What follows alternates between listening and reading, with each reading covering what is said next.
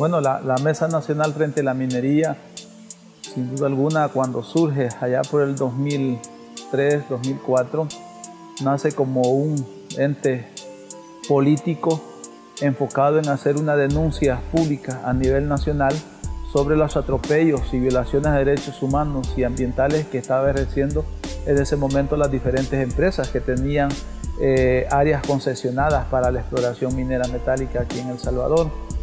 Entonces, ese nivel de coordinación y unidad que establecimos entre las diferentes organizaciones dio origen a la Mesa Nacional frente a la Minería. Hace muchos años se escuchó que iban a hacer una exploración minera en el departamento, específicamente en el río Zumpul, y habían comités de mujeres en todas las comunidades, alrededor de 25 comunidades.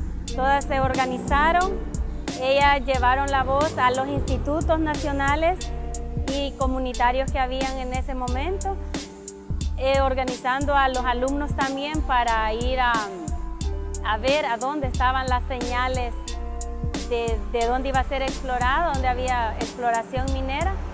Entonces, cada una de las mujeres lucha porque los ríos no estén contaminados, porque el agua que se tome esté limpia, porque los bosques estén así en buen estado también.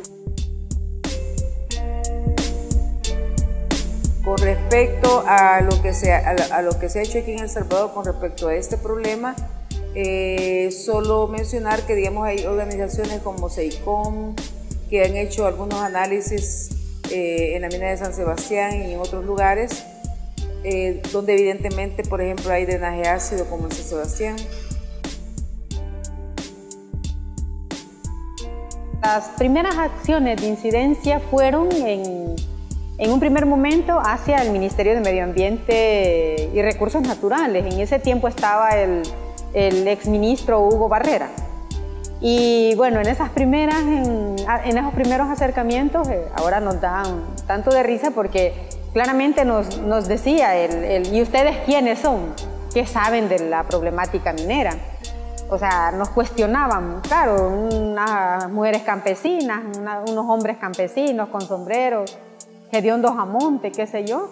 Éramos los que veníamos a cuestionar al ministro de Medio Ambiente en ese momento. Pero también le generamos duda a él. Y esa duda consistió en que, bueno, ya la empresa Pacific Rim, que era la que estaba en el departamento de Cabañas, había presentado la evaluación ambiental estratégica, que ellos mismos la habían elaborado. Era como tan ridículo a esta altura decir que ellos habían elaborado el permiso, ellos querían pues que se les otorgara, ellos habían elaborado el estudio de impacto ambiental a su medida, cómo querían que se les otorgaran el permiso para explotar la mina. Hay que recordar que se ganó el caso ante el CIADI, ante esa empresa poderosa, Pacific Rim OceanaGold, y creo que eso hizo crecer el ánimo de la población, de las organizaciones que estábamos luchando contra la minería metálica, para que la Asamblea Legislativa aprobara esa ley.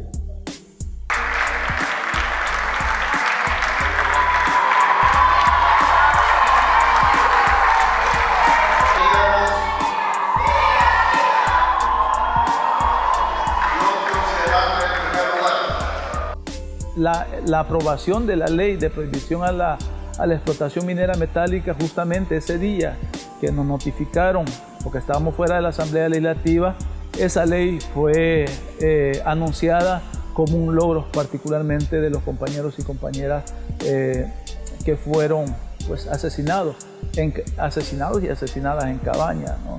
Y bueno, sin duda alguna la lucha no termina allí. Hay una necesidad de seguir trabajando y de enfocarse en elevar a rango constitucional la ley de prohibición a la explotación minera metálica, pero también hay una necesidad urgente de seguir trabajando para que lo que está establecido en el reglamento de aplicación de la ley de prohibición a la minería sea realidad, ¿no? Hay que solventar la dinámica económica de las poblaciones que en su momento también trabajaron como huiriceros en el oriente.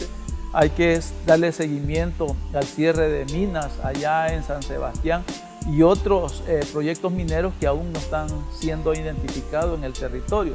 Hay que hacer ejercicio de lucha, de propuestas hacia las instituciones responsables. Sabemos que en El Salvador actualmente no existe una minería como tal, pero sí hay una herencia del pasado.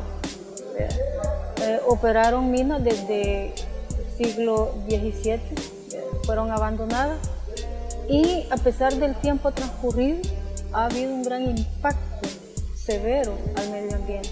Y por supuesto este impacto severo al medio ambiente, y estamos hablando del agua, del suelo, de la atmósfera, fauna, flora, que también ha tenido derivación en la salud de la población, sobre todo aquella población que vivió cercana a estas explotaciones mineras, más bien localizadas en el departamento de La Unión, en el departamento de Morazán, en San Miguel, fueron como las que más reconocemos en este momento. Los impactos al agua fueron severos al punto de que perdieron ríos, aguas superficiales. No hemos determinado el nivel de impacto que ha ocurrido en los acuíferos subterráneos. Es como de los compromisos que están aún pendientes. Hay una ley de minería metálica que simplemente se escribió, una gran lucha social dada por hombres y mujeres de este país, pero que simplemente está allí, escrita.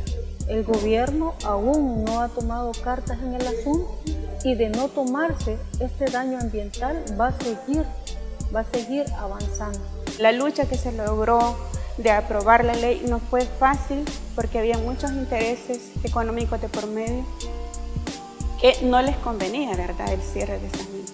Entonces, esa lucha va a continuar, pero no va a ser posible, sino va a ser que las personas afectadas de toda esta zona de esas 15 minerías se organicen y sigan también acercándose a la asamblea e insistiendo a que se siga profundizando y mejorando, reformando la ley para poder avanzar en esos vacíos que aún se tienen. Si bien es cierto, El Salvador cuenta con una ley que prohíba la minería metálica, también es cierto que puede ser revertida,